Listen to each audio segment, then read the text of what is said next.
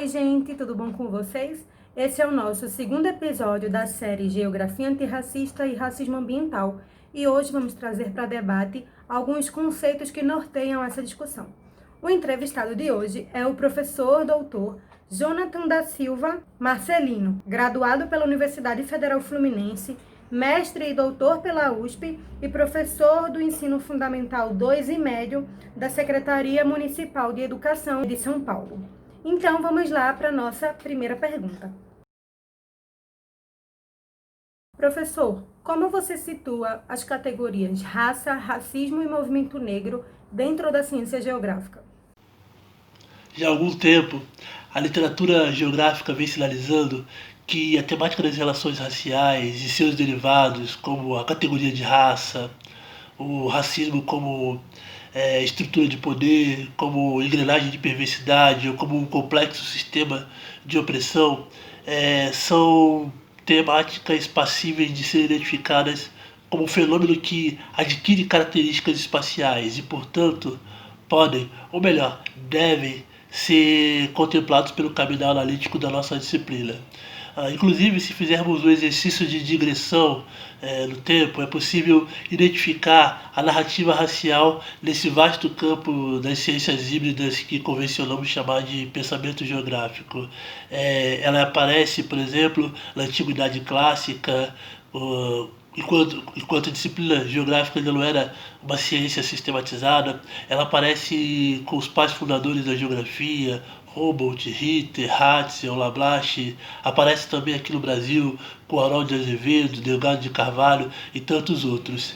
É por isso que estamos convencidos, e aí quando eu digo estamos convencidos, eu quero sinalizar que existe uma geração de geógrafos negros do qual eu faço parte, muitos deles inclusive que me antecederam, como Alex Hatz, Renato Emerson dos Santos, Cátia Antônia, Diogo Bassal, Denilson Oliveira, Adriano Campos e tantos outros, né, que afirmam na mesma direção de que as categorias de raça, racismo e relações raciais estão dentro do escopo da geografia, sobretudo porque são categorias que estão ancoradas em leituras espaciais. Ou seja, enquanto dimensão do social, as categorias de raça, racismo e relações raciais se dão no espaço, com o espaço e a partir do espaço. Portanto, seriam categorias passíveis de serem contempladas pela ciência geográfica. O que é o pensamento decolonial na geografia para você? Segundo o sociólogo português Boaventura de Sousa Santos, não há epistemologias neutras, e aquelas que reclamam sê-las, em geral, são as menos neutras. Nesse sentido, falar do pensamento decolonial na geografia, ou melhor, falar de uma geografia decolonial, é pensar uma geografia que se posiciona na contramão do epistemicídio que preteriu por anos o pensamento africano e ameríndio, condenando eles a uma condição de invisibilidade e subalternidade. Pensar uma geografia decolonial é pensar uma geografia que compreende que existe uma sincronia entre o projeto da ciência moderna, o projeto colonial e o projeto do capitalismo. É pensar uma geografia que compreende que a ciência moderna, durante muito tempo, serviu apenas como justificativa ideológica para legitimar o domínio colonial e a conquista e a subjugação dos não-europeus. Vale a pena fazer um destaque aqui. Não podemos confundir a categoria de análise decolonialidade com descolonialidade. A decolonialidade é uma nova proposta epistêmica desenvolvida por intelectuais latino-americanos no final do século XX e início do século XXI. Já por descolonização, entende-se o processo de superação do colonialismo, geralmente associado às lutas anticoloniais. Nesse sentido, falar de uma geografia decolonial, portanto, é falar de uma alternativa à modernidade eurocêntrica, tanto em seu projeto de civilização, quanto em suas propostas epistemológicas. Professor, você trabalhou com o conceito de lugar na sua pesquisa de dissertação, pesquisando a Cidade de Deus. Como foi a sua experiência pesquisando esse lugar e relacionando com a geografia antirracista?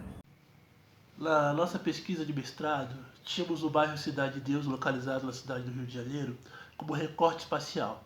Na ocasião, buscamos compreender como a Cidade de Deus, que é um bairro originário de um processo de exclusão, segregação ocorrido em meados da década de 60, conseguiu constituir-se em um dos principais lugares da resistência política e do ativismo urbano na cidade do Rio de Janeiro.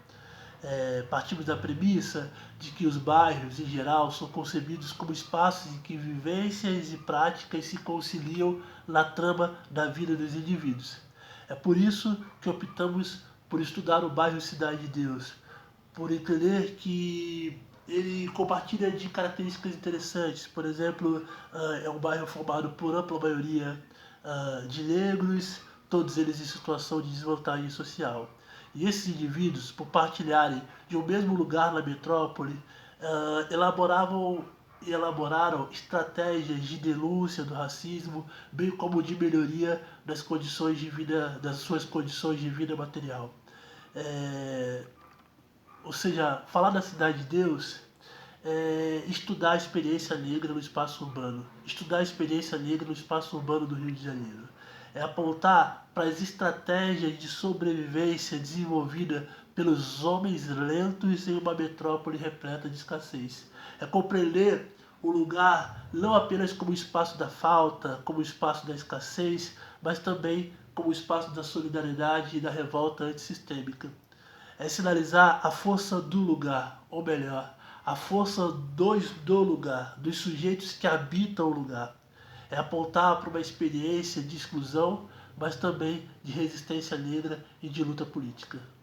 Gente, essa foi a entrevista de hoje e eu não podia deixar de falar que assuntos como esse são pouquíssimo discutidos dentro da geografia e também dentro de toda a universidade pública. Portanto, tanto geógrafos quanto professores de geografia precisam parar e refletir sobre a ciência geográfica que estudam, teorizam, pesquisam.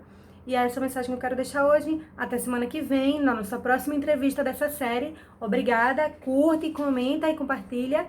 E até mais, até semana que vem.